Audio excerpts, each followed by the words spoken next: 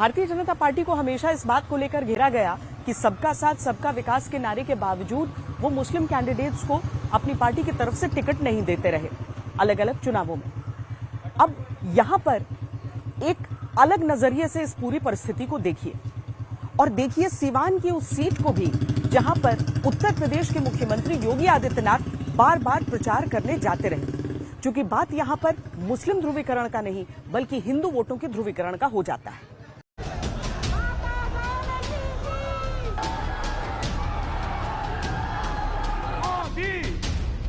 रघुनाथपुर मैंने इसलिए आया था क्योंकि एक खानदानी माफिया वहां पर फिर से कब्जा करना चाहता है।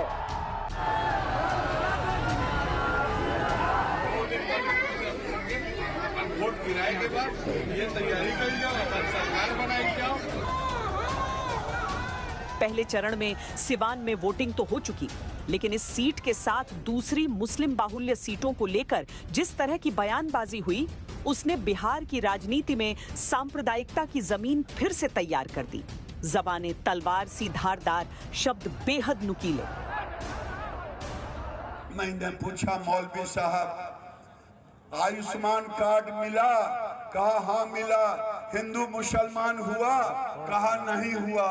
हम कहे बड़ा अच्छा, आपने हमको वोट दिया था? कहा हाँ दिया था। हम कहे जरी खुदा का नाम लेके बोलिए तो कहा नहीं दिया था।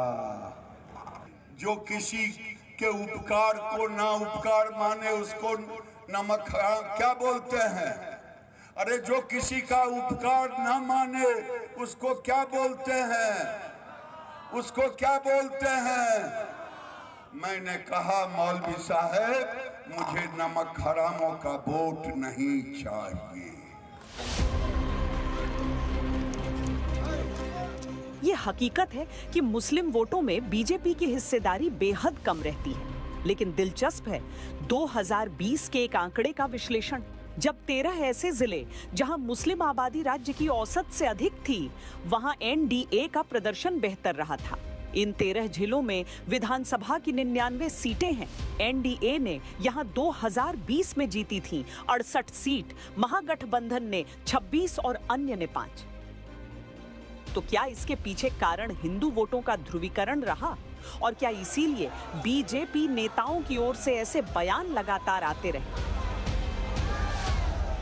हम लोगों ने कहा है कि जो भी महिलाएं या पुरुष वोट डालने जाते हैं, विशेष करके महिलाएं, उनको जो है पूरा सुरक्षा प्रदान किया जाए और जो पर्दानशीन औरतें हैं उनका भी महिलाओं के द्वारा वोटर कार्ड के माध्यम से चेहरे का मिलान जरूर कराया जाए, जिससे क्या कि जेन्युइन वोटर को वोट डालने का अधिकार मिल सके।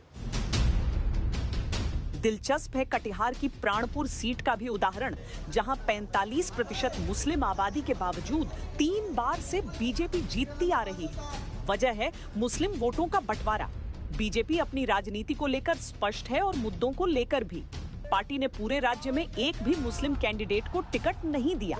यहां तक कि किशनगंज से सांसद रह चुके शहनवाज हुसैन भी न तो पार्टी के उम्मीदवारों में जगह बना पाए, न स्टार प्रचारक के रूप में।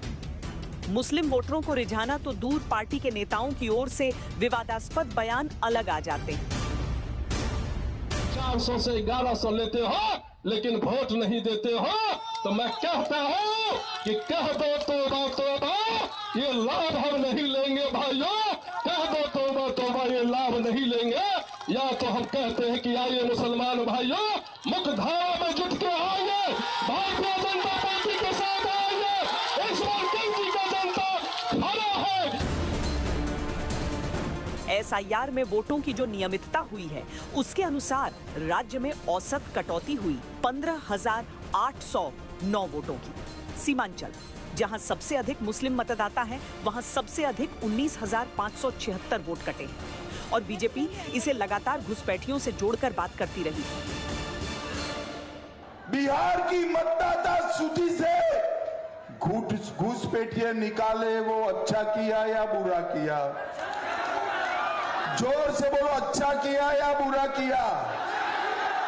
एक घुसपैठिया हमारे युवाओं का रोजगारी छीनता है, गरीबों का अनाज में हिस्सा बटाता है और भारत को असुरक्षित करता है। ये राहुल बाबा ने घुसपैठिया बचाओ यात्रा निकाली थी। राहुल बाबा, आपकी अगली पीढ़ी तक घुसपैठिया बचाओ यात्रा निकालो। हम भारतीय जनता पार्टी, हम एनडीए वालों का संकल्प है, एक एक घुसपैठिए को चुन चुन कर देश के बाहर निकालेंगे। हालांकि बीजेपी का कहना यह है कि उसकी नीतियों और कार्यों में किसी तरह का धार्मिक भेदभाव नहीं होता है और वो तुष्टीकरण के सख्त खिलाफ हैं।